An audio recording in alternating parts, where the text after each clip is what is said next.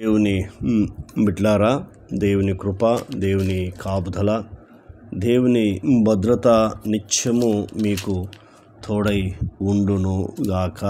Amen, amen. దేవుడు మీ కష్టార్జితాన్ని దీవించి ఆశీర్వదించును గాక. Amen, amen.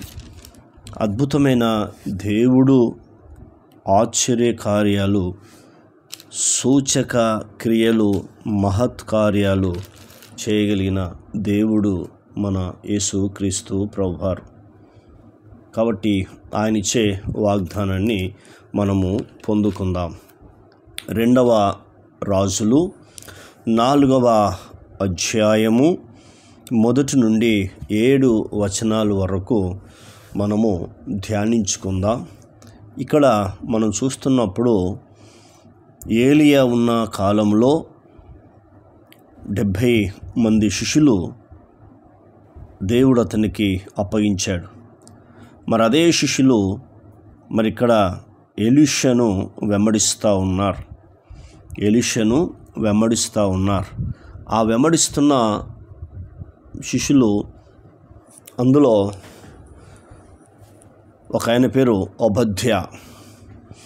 ఇక్కడ ఈ 4వ అధ్యాయంలో అంతటా ప్రవక్తల శిష్యులలో ఒకని భార్య నీ దాసుని పెనిమిటి చనిపోయెను, అతడు యెహోవా యందు భక్తి గలవాడై ఉండెనని నీకు తెలిసి ఉన్నది.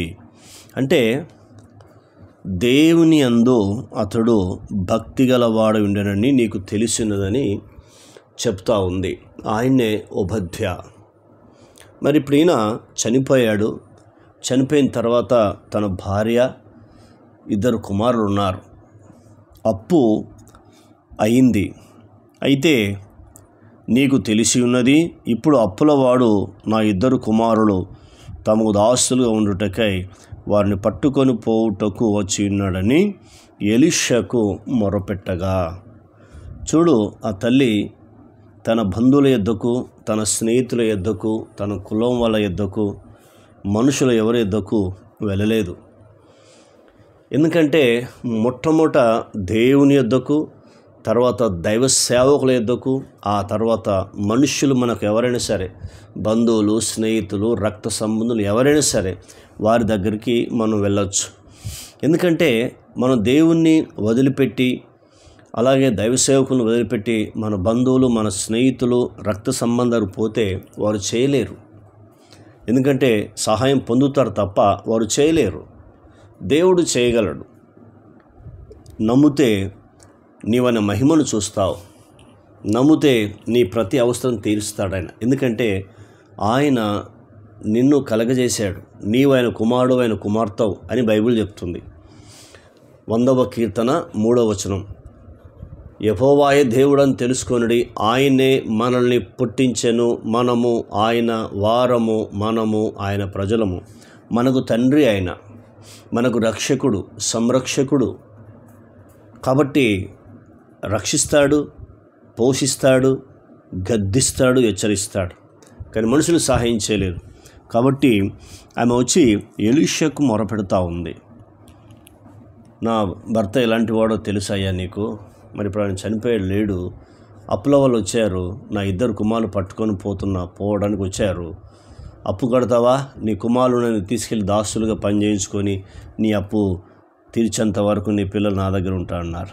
మరి ఆమె చూడు, ఆమె గుండె పగలచ్చు, వేదన పడవచ్చు. ఒక పక్క భర్త లేడు, ఒక పక్క ఎదిన కొడుకు లేకపోతే ఒక్కతి ఎలా ఉంటుంది చూడు.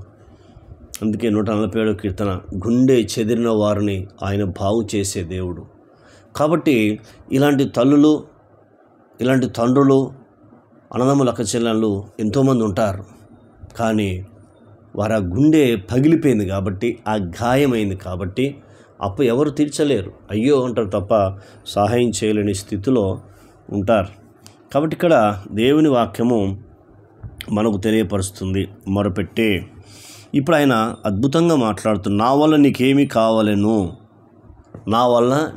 కావాలెను. చూసారా, ఇలాంటి మాటలు మనకు ఎవరు చెప్తారు?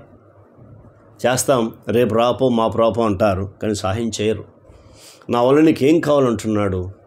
నీ ఇంట్లో ఏముందో చెప్పమ్మంటే నా ఇంట్లో ఒకటే నూనె కుండ ఉందయా అంటుంది. ఒక చిన్న నూనె కుండ మాత్రం ఒకటే ఉంది. ఏం లేదంటే నువ్వు ఇంటికి వెళ్ళు, నీ పక్కింటికి, ఈ ఇంటికి, ఆ ఇంటికి వెళ్ళు, కొన్ని కుండలు ఎరువు తెచ్చుకో. ఎరువు తెచ్చుకున్న తర్వాత నీవు నీ పిల్లలు డోర్ వేసుకొని ఏదైతే నీ ఇంట్లో చిన్న కుండ ఉందో ఆ కుండ నిండా నూనె నిండుతుంది. ఎరువు తెచ్చుకున్న కుండలన్నీ ఆ చిన్న కుండలోంచి తోడుతూ ఉండి కుండలు నింపుతూ ఉంటే మీరు నింపండి. ఓ కొడుకు ఖాళీ కుండలు తీసుకొస్తాడు, మరో కొడుకు నిండిన కుండలు పక్కన పెడతాడు అని ఆ తల్లికి చెప్పగానే వారు విశ్వాసంతో నమ్మకంతో వెళ్ళారు. ఎప్పుడైనా దేవుని కార్యాలు నువ్వు చూడాలి అంటే ఫస్ట్ నమ్మాలి, యేసుక్రీస్తు ప్రభుని నమ్మాలి. రెండోది యేసుక్రీస్తు ప్రభును విశ్వాసం ఉంచాలి. అప్పుడు అంటాడు నమ్ముచున్నావు అంటాడు, నమ్ముచున్నాను అంటాడు. తర్వాత విశ్వాసం ఉందా అంటాడు, ఉందయ్యా అంటాడు. నీ నమ్మక చొప్పున నీ విశ్వాసం చొప్పున కలుగును గాక అంటాడు. అంటే అప్పులైనా, రోగాలైనా, సమస్యలైనా, బాధలైనా, కష్టాలైనా, ఇరుకులైనా, ఇబ్బందులైనా అవి నీకు ఏవైనా కావచ్చు, అవి నీకు అనవసరం. వాటి వైపు చూడకు. చూస్తే ఏమవుతుందంటే మానసికంగా కృంగిపోతావు, ఒత్తిడికి గురవుతావు, టెన్షన్ పడతావు. నువ్వు టెన్షన్ పడి నీ కుటుంబాన్ని టెన్షన్ పెడతావు. నువ్వు ఎప్పుడైతే ధైర్యంగా ఉండి నువ్వు ఎప్పుడైతే ప్రభు మీద ఆధారపడుతున్నప్పుడు అద్భుతాన్ని చూడగలుగుతావు. సరే, ఆ చిన్న కుండలోంచి నూనె తోడుతూ ఉన్నారు, ఖాళీ కుండలు వస్తున్నాయి, నింపుతున్నారు. ఈ చివరికి వస్తే ఏ కుండ కూడా లేదు, మొత్తం కుండలు నిండిపోయినాయి. అంటే నీ సంపద చిన్నదే కావచ్చు, నీ ఇంట్లో కొద్దిగానే ఉండవచ్చు, కానీ బైబిల్ చెప్తుంది అది కొద్దిగా సరే అది తుదకు మహాభివృద్ధి పొందుతుంది అని దేవుడు మాట్లాడుతూ ఉన్నాడు. ఎంత అద్భుతమైన దేవుడో మనకు బైబిల్ మనకు కనబడుతూ ఉంది. కాబట్టి ఇవన్నీ చివరి దినాలు, అంత్య దినాలు, ప్రమాదకర దినాల్లో నీవు నేను ఉన్నాం.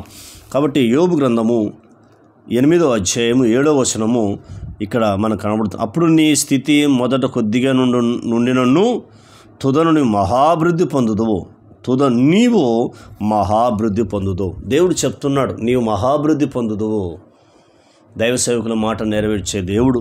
కాబట్టి ఇప్పుడు అయిపోయింది, నింపామయ్యా అని చెప్పగానే వెళ్ళు, ఆ నూనె అమ్ముకొని అప్పు తీర్చుకొని నీవు నీ పిల్లలు బ్రతుకుడి అంటున్నాడు. 7వ వచనం చూడు, నూనెను అమ్మి నీ అప్పు తీర్చి మిగిలిన దాంతో నీవును నీ పిల్లలు బ్రతుకుడని ఆమెతో చెప్పాను. అద్భుతమైన దేవుడు, ఎంత అద్భుతమో చూడు. నీకు సమయం వచ్చి ఉంది. నీవైతే ఏ కష్టాన్ని కోల్పోయావో, ఏ కష్టాన్ని నష్టపోయావో, అప్పుల పాలు, రోగాల పాలు, కష్టాల పాలు అయ్యావో, దేవుడు మళ్ళీ తిరిగి నీకు 100 రెట్లు ఇవ్వబోతున్నాడు. దేవుడు మళ్ళీ నిన్ను ఆశీర్వించబోతున్నాడు. దేవుని వైపు చూడు, నమ్ము, విశ్వాసం కలిగి ఉండు. ప్రార్థన. కన్న తండ్రి, నీకు వందనాలు. విన్న మాటలు దుష్టతకు పోకుండా సహాయం చేయండి. ఈ మాటల ద్వారా మీరు మమ్మల్ని ధైర్యపరిచి ఆదరించినందుకు వందనాలు. ఏవైతే నష్టపోయామో, ఏవైతే కోల్పోయామో వాటిని తిరిగి మళ్ళీ స్వాధీనపరచుకోబోతున్నారు, వాటిని తిరిగి పొందుకోబోతున్నారని నీవు సెలవిచ్చినావు. ఈ వాగ్దానం మా జీవితంలో నెరవేర్చి మహిమ తెచ్చుకోమని కృతజ్ఞతలు చెల్లిస్తూ యేసు నామంలో పొంది ఉన్నాం తండ్రి. ఆమెన్. దేవుడు మనల్ని దీవించి ఆశీర్వించును గాక. Amen, amen, amen.